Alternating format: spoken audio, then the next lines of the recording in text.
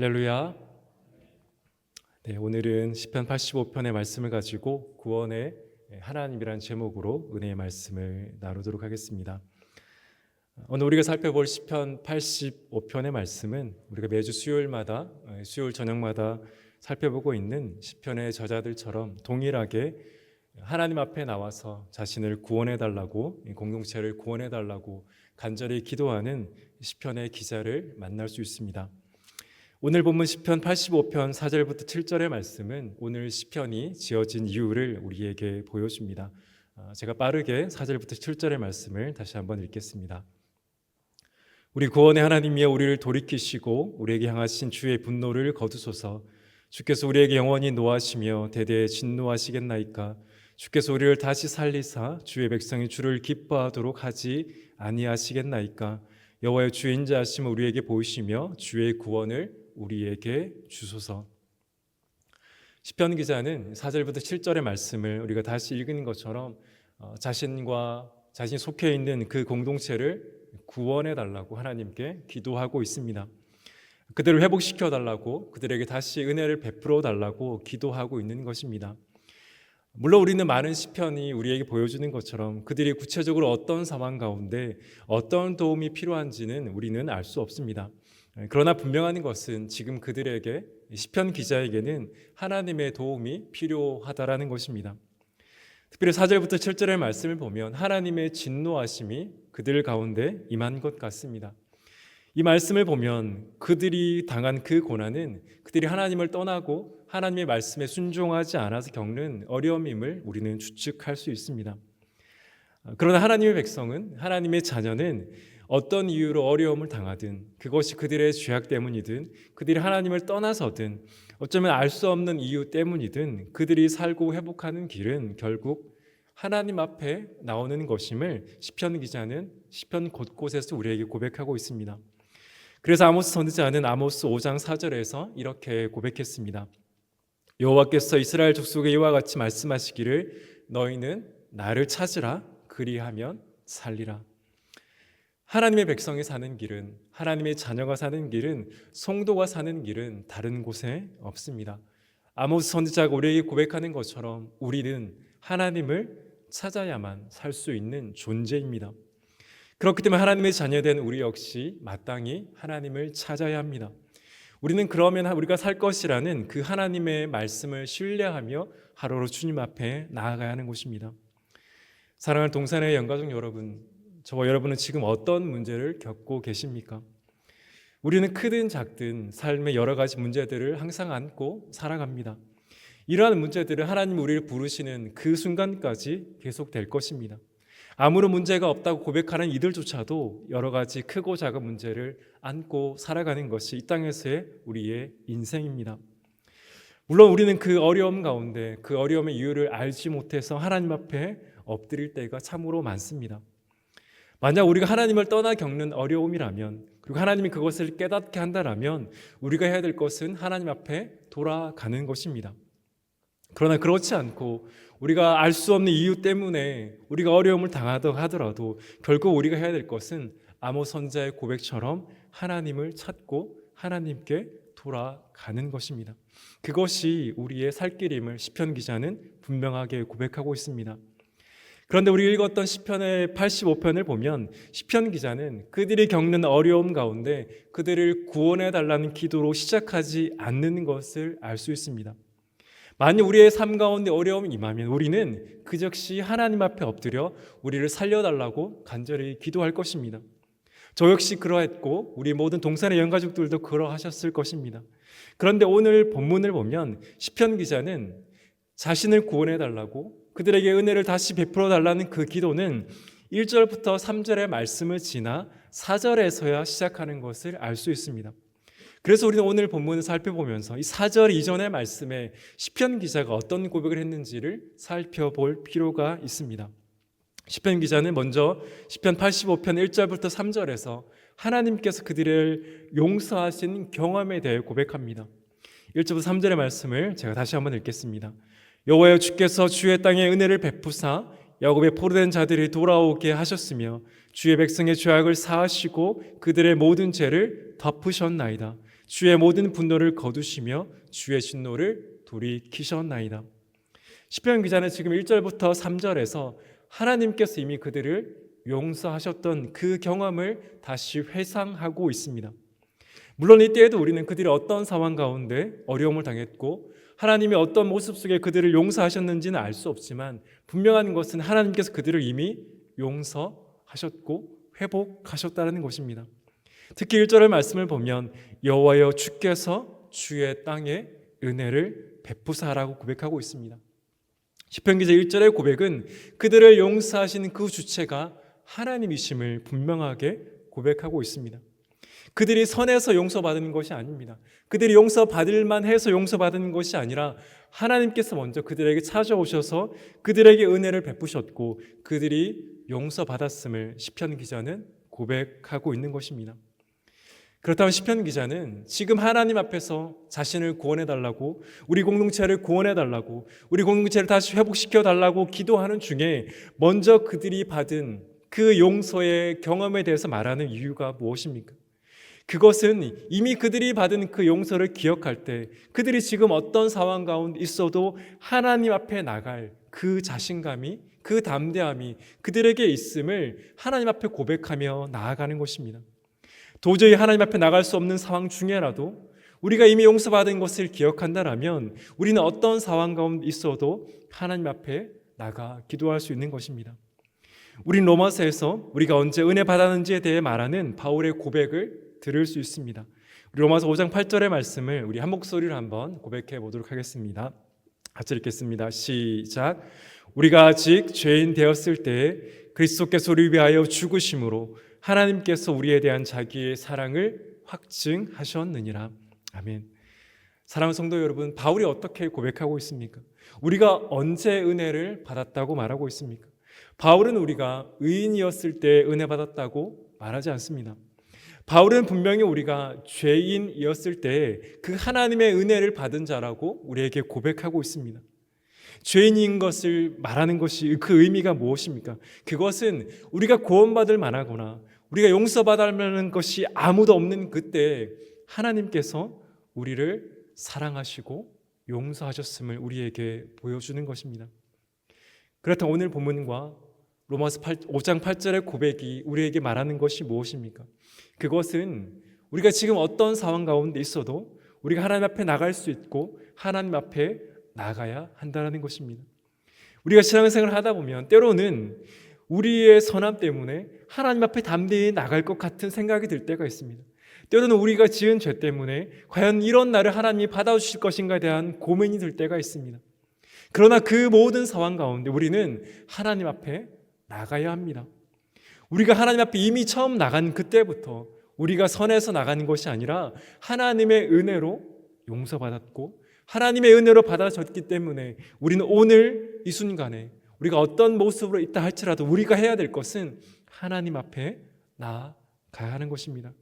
사랑하는 여러분, 우리가 어떻게 지금 이곳에서 나와 하나님을 찬양하고 예배할 수 있습니까? 우리가 예배하고 하나님을 찬양할 수 있는 이유는 이미 우리가 용서받은 자이기 때문입니다. 우리가 선해서 우리가 하나님 앞에 의로워서 하나님 앞에 지금 나오는 것이 아닙니다. 이미 우리는 죄인이었을 때 용서받았기에 그 용서를 받은 우리가 담대함으로 주님 앞에 나아가야 하는 것입니다.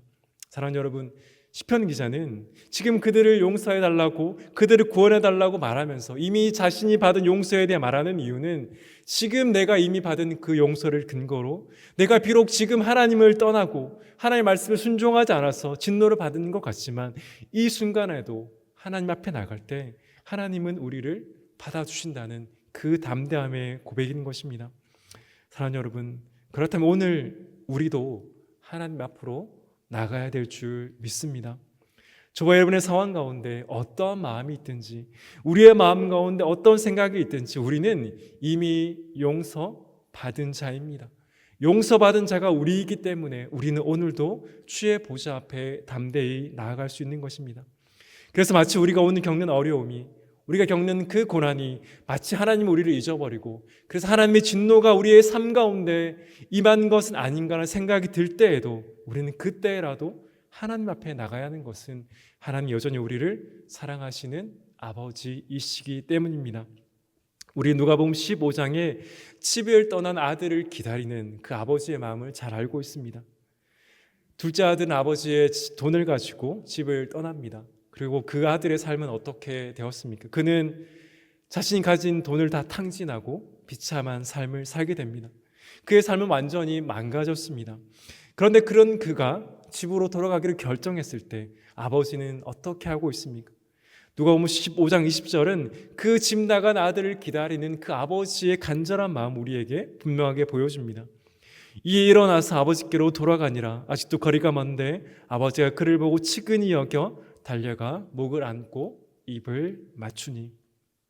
사실 아버지는 이 아들이 집을 나가는 그 순간부터 그 아들이 돌아오기를 기다리고 있었습니다.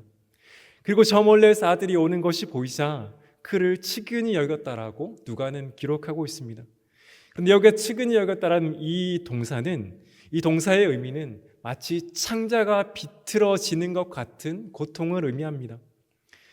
아버지가 치근히 여겼다는 이 말은 아들이 집을 떠나고 비참한 삶을 살아간 그 아들을 볼 때 그 아버지에게 너무나 큰 고통이었음을 우리에게 분명하게 보여주는 것입니다. 그래서 아버지는 저 멀리 아들이 보이자 말자 달려가 그의 목을 안고 입을 맞추었다는 것입니다. 사랑하는 여러분, 이 아버지가 바로 오늘 저와 여러분을 사랑하는 그 아버지이신 줄 믿으십니까? 저와 여러분을 사랑하는 아버지는 저와 여러분이 고통당하는 것을 결코 기뻐하거나 내버려 두시는 분이 아니십니다.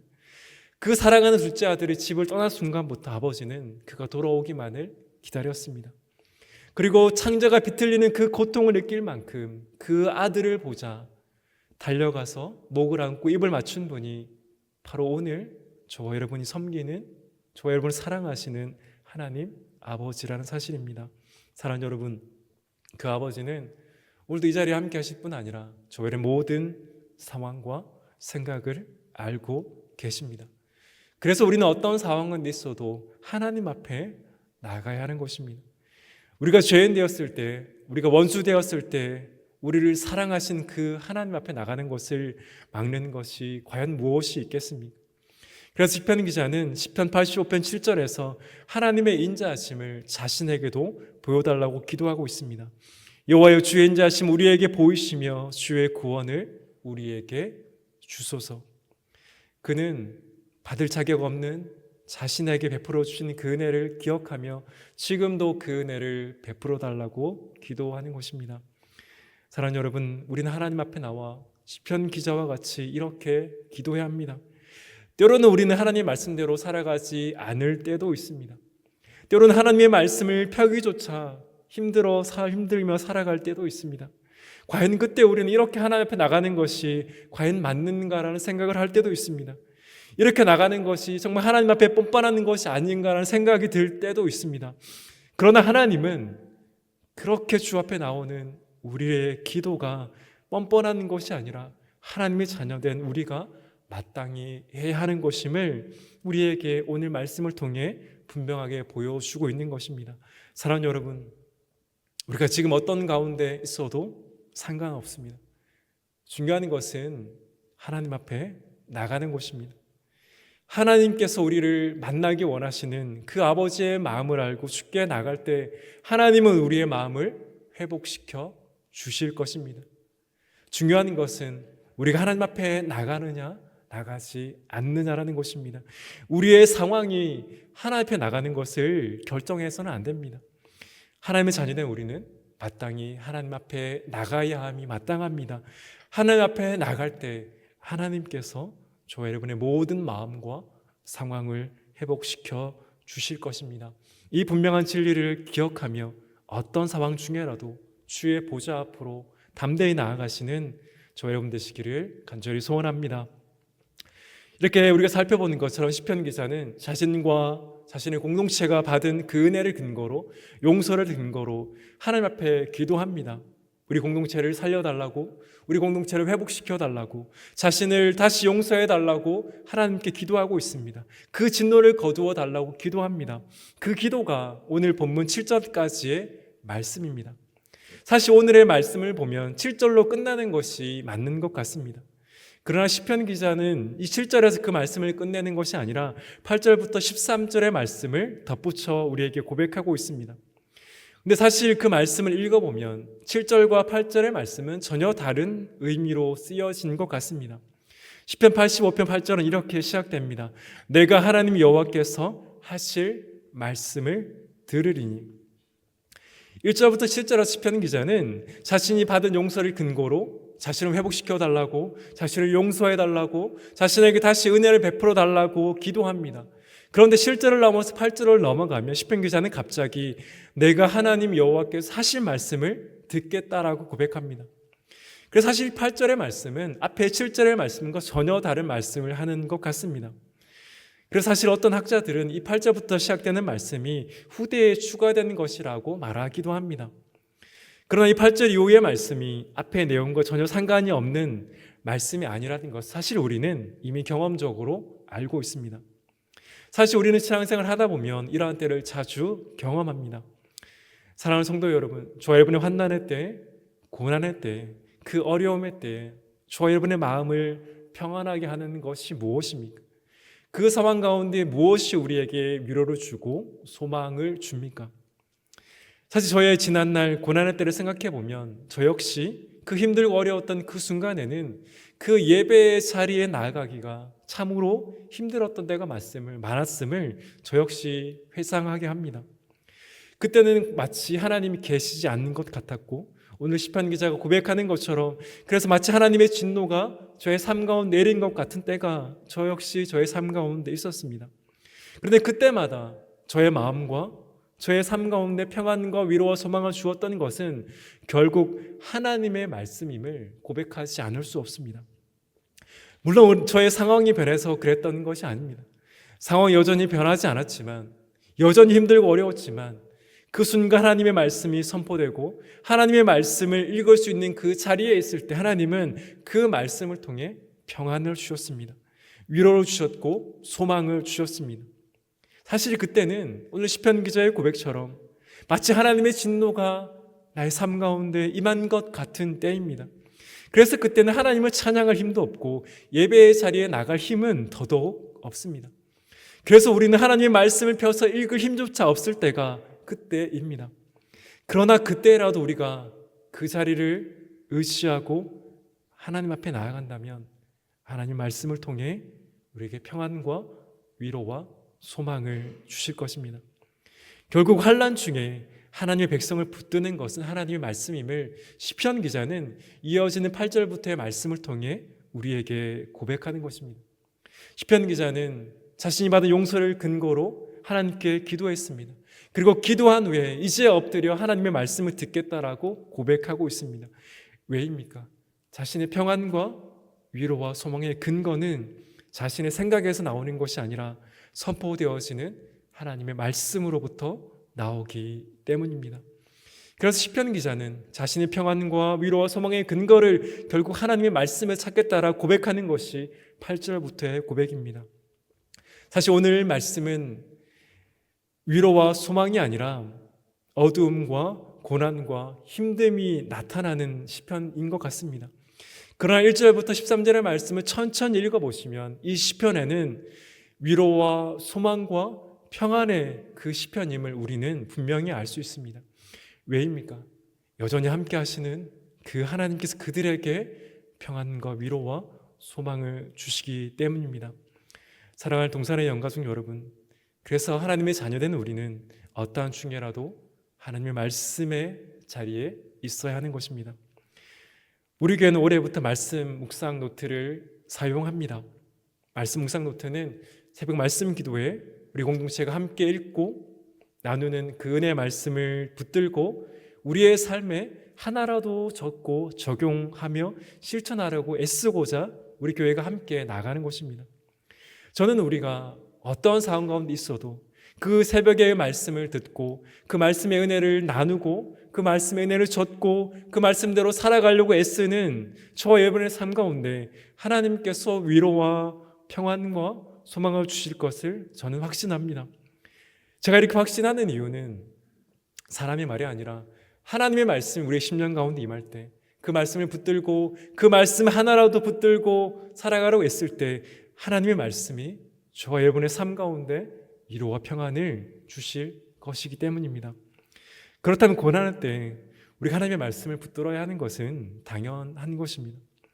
그럴 때 우리는 하나님의 말씀을 통해 우리에게 주시는 그 위로를 발견하고 누릴 수 있을 것입니다. 그래서 시편 기자는 시편 85편 8절에서 하나님께서 하실 말씀을 듣겠다라고 말한 후에 하나님이 주실 화평을 기대하고 있습니다. 우리 시편 85편 8절의 말씀을 우리 한 목소리로 한번 읽어보도록 하겠습니다. 시작. 내가 하나님 여호와께서 하실 말씀을 들으리니 무릇 그의 백성 그의 성도들에게 화평을 말씀하실 것이라. 그들은 다시 어리석은 대로 돌아가지 말지로다. 아멘. 시편 기자는 내가 하나님께서 하실 말씀을 듣겠다라고 말한 후에 하나님께서 그의 백성, 그의 성도들에게 화평을 말씀하실 것을 분명히 기대하고 있습니다. 시편 기자 여기에서 말하는 이 화평은 우리가 잘 알고 있는 샬롬입니다. 사랑하는 성도 여러분, 샬롬이 무엇입니까? 샬롬은 우리의 상황이 변하고 우리의 상황이 찬양할 만해서 고백하는 것이 아닙니다.